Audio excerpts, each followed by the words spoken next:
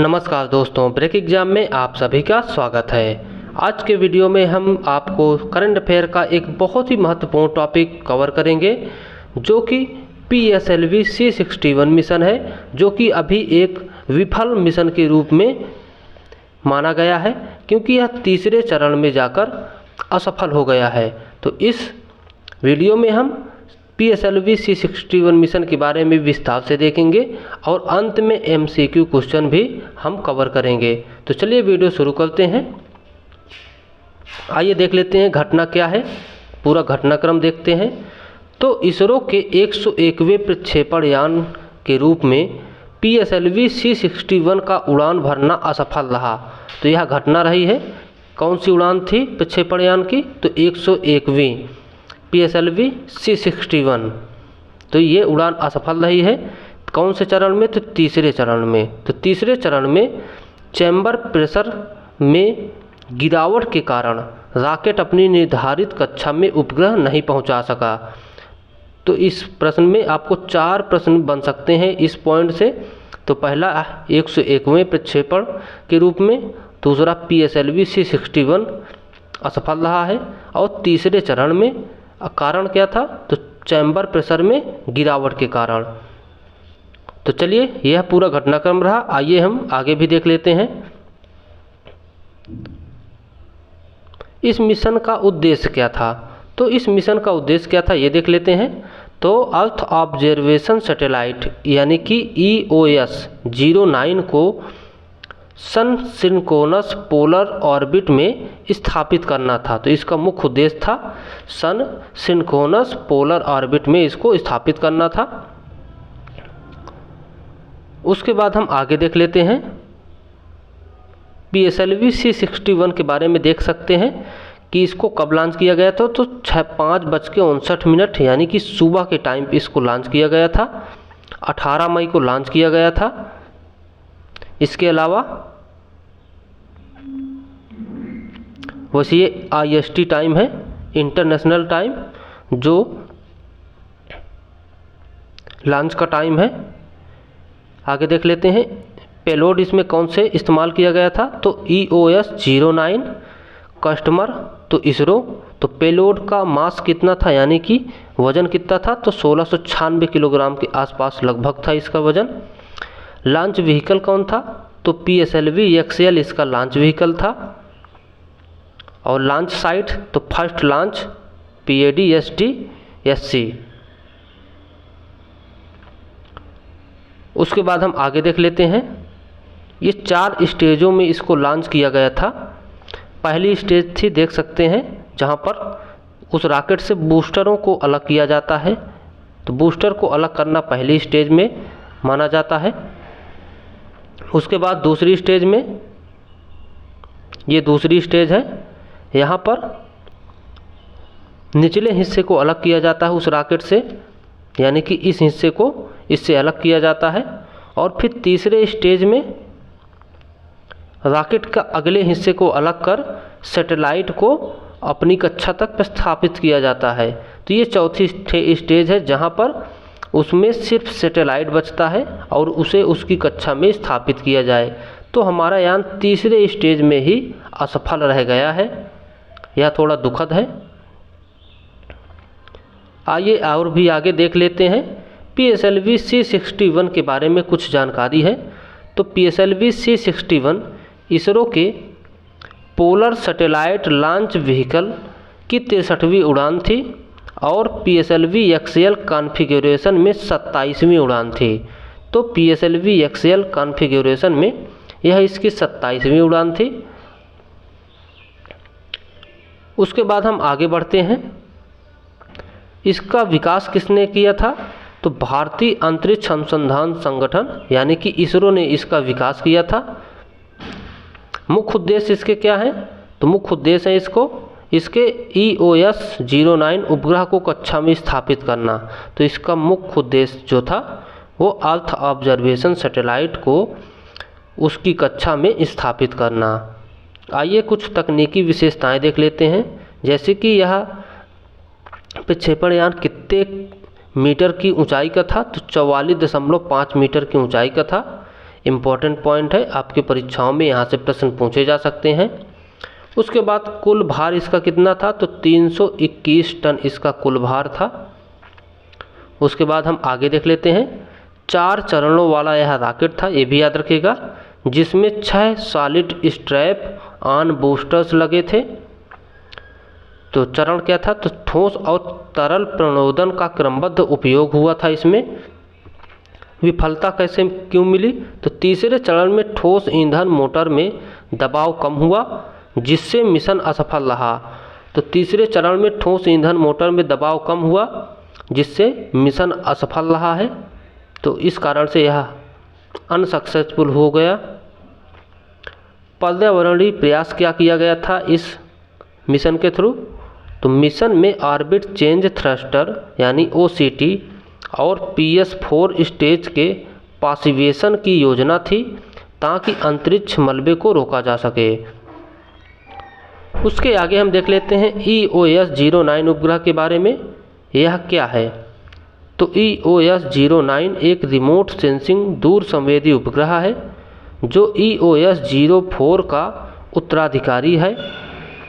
इसे विभिन्न क्षेत्रों की इमेजिंग आवश्यकताओं को पूरा करने के लिए विकसित किया गया था।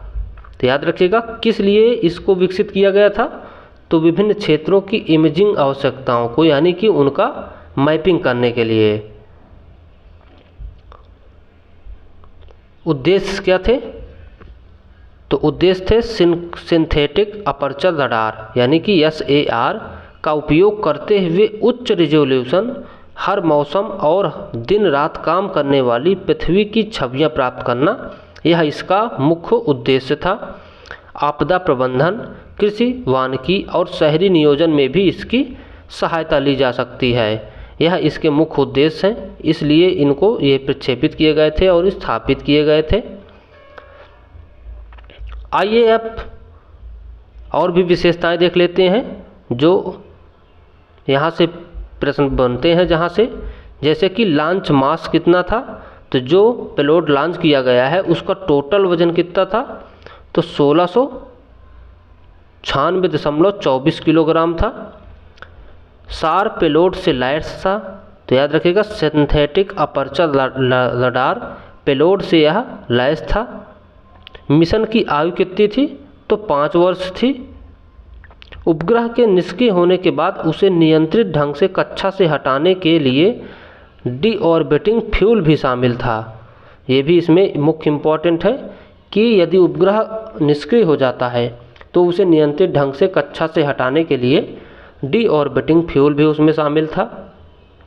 आइए अब से इससे जुड़े हुए MCQ क्वेश्चन देख लेते हैं जो आपके परीक्षाओं में पूछे जा सकते हैं। तो पहला प्रश्न है PSLV C61 मिशन का उद्देश्य क्या था। तो PSLV C61 मिशन का उद्देश्य क्या था, तो इसका मुख्य उद्देश्य था अर्थ ऑब्जर्वेशन सैटेलाइट 09 उपग्रह को सूर्य समकालिक ध्रुवीय कक्षा में स्थापित करना। ऑप्शन सी बिल्कुल इसका सही जवाब है। आइए बढ़ते हैं अगले प्रश्न की ओर। अगला प्रश्न है PSLV C61 की विफलता का मुख्य कारण क्या था।